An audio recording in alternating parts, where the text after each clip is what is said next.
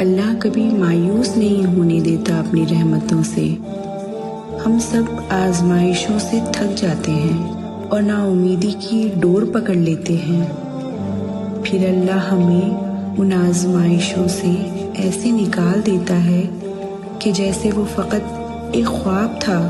جب قبولیت کا تصور کرنا بھی ناممکن ہو جاتا ہے تو تہجد کے سسکتے ہوئے سجدے ہی تمہاری دعاؤں کے لیے قبولیت کا ذریعہ بنیں گے۔ سورہ یوسف میں اللہ پاک فرماتے ہیں، اللہ کی رحمت سے مایوس مت ہونا، اس کی رحمت سے مایوس بس کافر ہوتے ہیں۔ ہمارا کام دعا کرنا اور اللہ پر یقین رکھنا ہے، ہر شخص سے پاک یقین۔ ماں اپنے بچوں کی ایک سسکی نہیں سن پاتی، اور میں تو تم سے 70 ماؤں سے بڑھ کر پیار کرتا ہوں۔ اللہ فرماتا ہے، اگر راستے بند نظر آ رہے ہیں اور قدم تہجد کی طرف جا رہا ہے تو جان لو تمہارے رب نے تمہیں تہجد کے لیے چن لیا ہے۔ وہ محض اس لیے تمہاری نگاہوں سے راستوں کو اوجھل کر دیتا ہے تاکہ تم اسے منانے تہجد تک جاؤ۔ وہ چاہتا ہے میرا بندہ رات کو مجھ سے ہم کلام ہو اور میں سکون سے رات کی خاموشی میں اپنے بندے کو سن سکوں۔ فوراً اگر تمہاری سن لیتا تو کیا تم تہجد کا مزہ چکھ پاتے؟ اس کی محبت کی لذت کی اہمیت جان پاتے؟ وہ فرماتا ہے، تہجد کا سجدہ ہر کسی کے نصیب میں نہیں ہوتا۔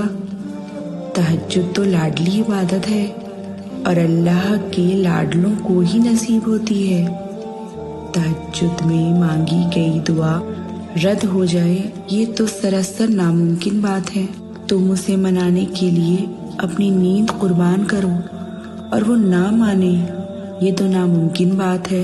کوئی دعا تمہیں تہجد تک لے گئی ہے تو جان لینا تمہاری دعاؤں کی قبولیت ہو چکی ہے۔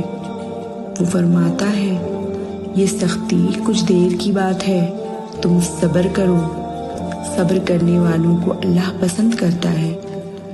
وہ فرماتا ہے، شکر کرو، میں شکر کرنے والوں کو ان کے گمان سے بھی زیادہ دیتا ہوں۔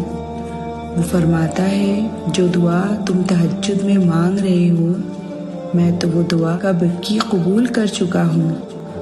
وہ دیر اس لیے کر رہا ہے تاکہ تمہارا اس سے دعا کا رشتہ برقرار رہ سکے۔ وہ فرماتا ہے، تہجد کی نماز معجزوں کا ذریعہ ہے۔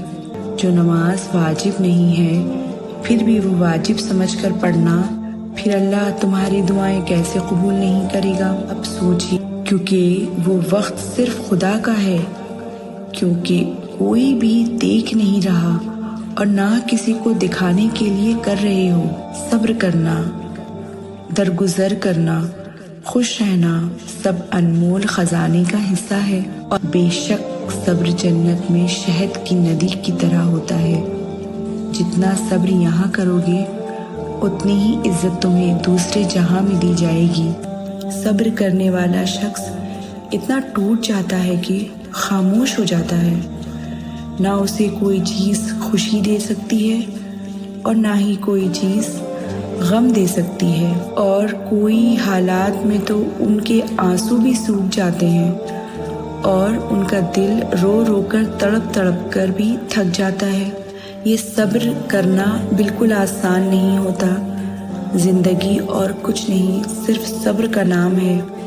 اگر کسی شخص کو یہ لگے کہ مجھے ہی اتنا صبر کرنا پڑتا ہے تو اسے اپنے ذہن میں ہمیشہ ایک بات یاد رکھنی چاہیے، اللہ پاک انہی کے ساتھ ہوتا ہے جو صبر کرتے ہیں۔ اور یہ بھی تو سمجھنے کی بات ہے، ہر شخص میں توکل نہیں ہوتا، اور جب توکل نہیں ہوگا اللہ کی دی کوئی بھی نعمت نہیں لگتی، وہ ہر نعمتوں کو جھٹلاتا رہتا ہے۔ بندہ کیوں نہیں سمجھتا کہ صبر اللہ سے کی گئی محبت کی پہلی سیڑھی ہوتی ہے؟ بہت جلد اللہ سب ٹھیک کر دے گا، تمہاری وہ تکلیف جو تمہارے دل کو ہر وقت بے حال رکھتی ہے، جس کی وجہ سے تم سجدوں میں ٹوٹ کر روتے ہو، بہت جلد اللہ تمہارے سارے زخموں کو بھر دے گا، وہ بدل دے گا تمہارے حالات، وہ ساری عمر غم کا موسم نہیں رہنے دیتا۔ وہ تو رحمان ہے، ایسا رحمان جو اگر آزمائش میں لاتا ہے تو ہماری طاقت کے مطابق وہ اپنے بندے پر ہرگز ایسا بوجھ نہیں ڈالتا جو وہ اٹھا نہ پائے۔ جس نے تمہیں اس آزمائش میں ڈالا ہے وہی تمہیں اس میں سے نکالے گا۔ قرآن میں آتا ہے کہ درخت کا کوئی ایسا پتا نہیں جس کے گرنے کا علم اسے نہ ہو۔ جس تکلیف نے تمہارے دل کو بے حال رکھا ہوا ہے، تمہارے وجود کو نڈھال کیا ہوا ہے، بھلا وہ اس تکلیف سے واقف نہیں ہوگا؟ تو صبر رکھو اور اس بات پر یقین رکھو اب تک جو ہوا اس میں اس کی رضا تھی، اور اگر وہ تمہیں بہت سے تکلیفوں سے گزار رہا ہے، اس کے باوجود کوئی جواب نہیں دے رہا، تو اس کا مطلب یہ نہیں کہ وہ تمہیں سن نہیں رہا، تمہارے سسکتے سجدے دیکھ نہیں پا رہا، بلکہ وہ تمہیں ایک بہت بڑی فتح کے لیے تیار کر رہا ہے۔ وہ جلد ایسا کوئی راستہ نکالے گا، کوئی ایسا وسیلہ بنائے گا کہ تم خوش ہو جاؤ گے۔ وہ بہت کچھ دینے سے پہلے آزماتا ہے تاکہ تم غم کا مزہ چکھو اور اس کے بعد ملنے والی خوشیوں کی قدر کرو۔ اللہ کے علاوہ کوئی نہیں تھامتا، وہ تمہاری روتی ہوئی آنکھوں کو ہمیشہ روتا نہیں رہنے دے گا۔